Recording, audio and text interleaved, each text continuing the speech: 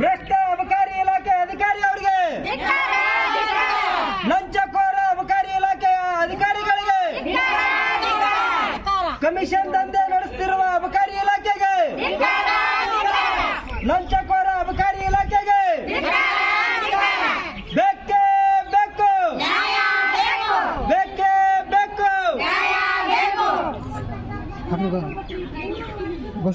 ಧಿಕ್ಕಾರ ಧಿಕ್ಕಾರ ಧಿಕ್ಕಾರ ಧಿಕ್ಕಾರ.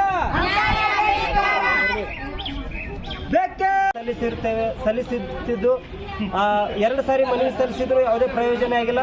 ಹಾಗೂ SP ಅವರಿಗೆ 1 ಸಾರಿ, ಹಾಗೂ ಅಬಕಾರಿ ಇಲಾಖೆ ಉಪಾಯುಕ್ತರಿಗೆ 1 ಸಾರಿ ಹೀಗೆ ಮನವಿ ಸಲ್ಲಿಸಿದ್ರು ಸಹ ಆಹೇರಿ ಗ್ರಾಮದಲ್ಲಿ ಒಂದು ಅಕ್ರಮ ಆಗಿ ಸಾರಾಯಿನ ಮಾರಾಟ ಮಾಡ್ತಾ ಇದ್ದಾರೆ. ಅದು ಯಾವುದೇ ರೀತಿಯಾಗಿ ಬಂದ್ ಆಗ್ತಾ ಇಲ್ಲ. ಕೇವಲ ಅಧಿಕಾರಿಗಳಿಗೆ ಹೇಳಿದ್ರೆ ಉಡಾಪೆ ಉತ್ತರಗಳನ್ನು ಕೊಟ್ಟು ಜಾರಿಕೊಳ್ಳುವಂತ ಕೆಲಸವನ್ನು ಇವತ್ತು ಅಬಕಾರಿ ಇಲಾಖೆ ಆಗಿರ್ಬೋದು ಹಾಗೂ ಸಂಬಂಧಪಟ್ಟ ಇಲಾಖೆ ಇದು ಕೆಲಸವನ್ನು ಮಾಡ್ತಾ ಇದೆ. ಹಾಗೂ ಸಾರಾಯಿ ಅಂಗಡಿಯವರು ಸಾರ್ವಜನಿಕರ ಮೇಲೆ ಏನಿವತ್ತು ಪ್ರತಿಭಟನೆಗೆ ಬಂದಂತ ಜನಗಳ ಮೇಲೆ ಕೊಲೆ ಬೆದರಿಕೆ ಹಾಕೋದು ಅಥವಾ ದಬ್ಬಾಳಿಕೆ ಮಾಡೋದು ಈ ತರ ಎಲ್ಲ ನಡೀತಾ ಇದೆ. ಇದನ್ನ ಜಿಲ್ಲಾಧಿಕಾರಿಗಳು ಸಹ ಮನವಿ ಕೊಟ್ಟರೆ ಯಾವುದೇ ಪ್ರಯೋಜನ ಆಗ್ತಿಲ್ಲ.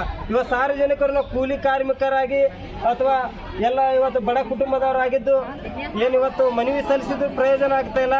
ಹೀಗಾಗಿ ಇವತ್ತು ನಾವು ಮತ್ತೆ ಒಂದು ವೇಳೆ ಇವತ್ತು ಸಾರಾಯಿಯ ಏನು ಆಯೇರಿ ಗ್ರಾಮದಲ್ಲಿ ರಾಜಾರೋಷವಾಗಿ ಸಾರಾಯಿ ಮಾರುತ್ತಿದ್ದು ಅದನ್ನ ಯಾವ ಅಧಿಕಾರಿಗಳಿಗೆ ನಾವು ಮನವಿ ಸಲ್ಲಿಸಿದ್ರು ಪ್ರಯೋಜನ ಆಗುತ್ತಿಲ್ಲ.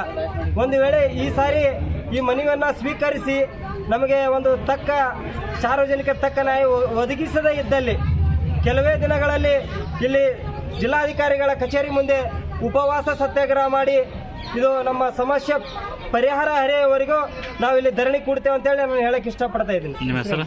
ಹೆಸರು ಯಮನಪ್ಪ ಬೂದಿಯಾಳ್, ಸಾಮಾಜಿಕ ಹೋರಾಟಗಾರ.